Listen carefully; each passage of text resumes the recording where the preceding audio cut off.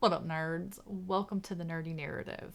My name is Leslie, and today on the channel, I'm going to be talking about my reading experience with The Fury of the Gods by John Gwynne.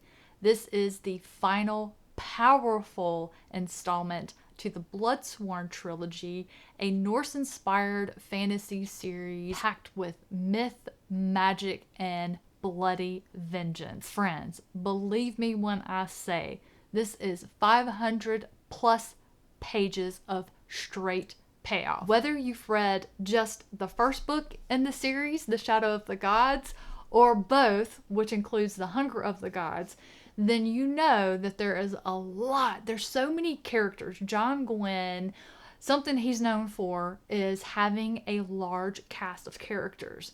He does such a great job of fleshing them out, developing a personal plot line for each of these characters that really makes you emotionally involved, especially if you're a reader who loves a lot of action and battle scenes, of which John Gwynne is so good at writing battle scenes. So I wasn't kidding when I said this was 500 pages of payoff. It's so much battle, it's so much action, and it is so good. Huge thank you to NetGalley and the publisher Orbit for approving my request to read the digital arc ahead of its release so that I could talk to you all about it.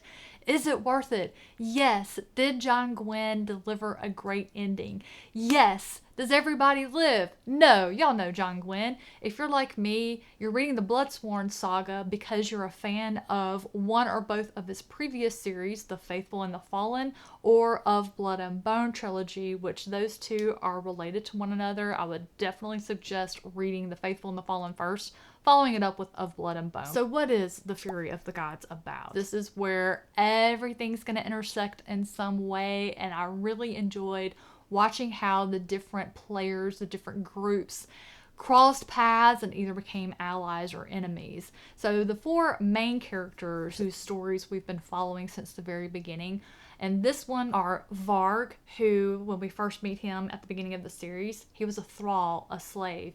He's now a fully accepted member of the Bloodsworn, and they're out on a mission to slay a dragon. Our second point of view is Elvar, who is the leader of the battleground. She is currently trying to solidify her power, her authority in the former stronghold of her father. She's got threats all over from without and within, and unfortunately for her, Snakovic is where everything is coming to a head. This is where we think the final battle is going to be fought. I just realized I said four main characters. Really, it's five.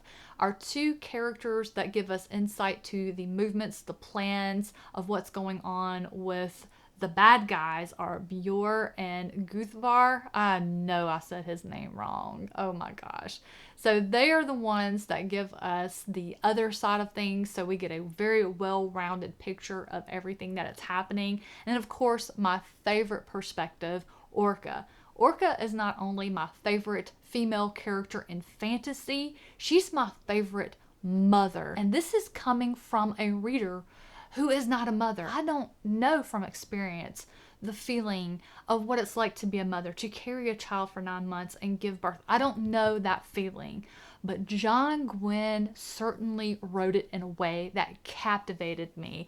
Oh my goodness, this was such a phenomenal storyline. It is going to break your heart. It's going to make you laugh. It's going to make you cry. It's going to make you love. Oh my goodness. You fantasy read mamas out there, if you have not been turned on to this trilogy yet, please let me encourage you to read this series. It's gonna hurt some because you're gonna feel what's going on with Orca, how she feels.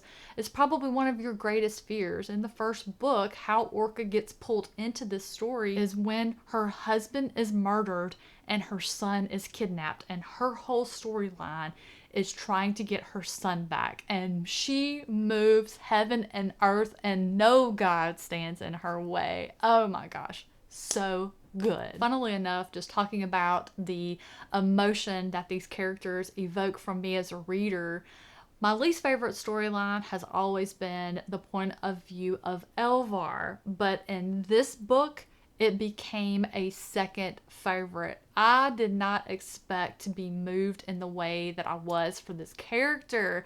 Oh my gosh, it was very unexpected. It was so good. Y'all, you are going to feel some things reading this. You're going to go from feeling bloodlust yourself.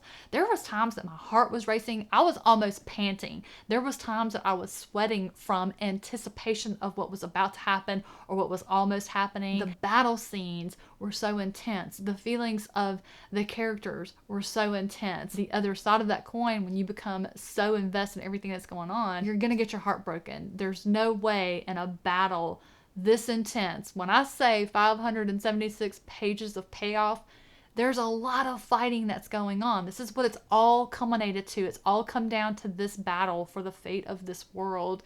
Everybody's not going to make it out alive. And that's the downside of having so many characters introduced by John Gwynne that he fleshes out so well. You're going to be invested and it's going to hurt. And I actually cried tears for this one. Not as much as when I read Ruin of the Faithful and the Fallen. Some of y'all been around this channel that long, 4 or 5 years now it's been since I read that book, and it destroyed me. It's not as bad as that. Maybe by now, reading Gwynne all these years, I've become accustomed as to what he's going to do to characters, for what to expect, and I've been able to prepare myself better. It still hurts though, I'm not gonna lie. I loved learning about the different areas that they were going through, the creatures that inhabited those areas. There was a lot of folklore, a lot of history shared about these creatures and the gods that created them, the gods that created this world, the gods that have been risen from the dead, the different characters who some contain blood of these former gods. That was where all of my fascination lay in this one. All of that to entertain me and hold my attention, my fascination. I wasn't so much concerned with the fact that there wasn't a whole lot of world building. But of course, I am a character-driven reader over everything else, so that may be why. The entire trilogy is now available everywhere books are sold, with the exception of the hardback. As of time of filming, the hardback is only available from UK retailers. I'll put a couple links in the description below where you can pick up a hardcover from our friends across the pond.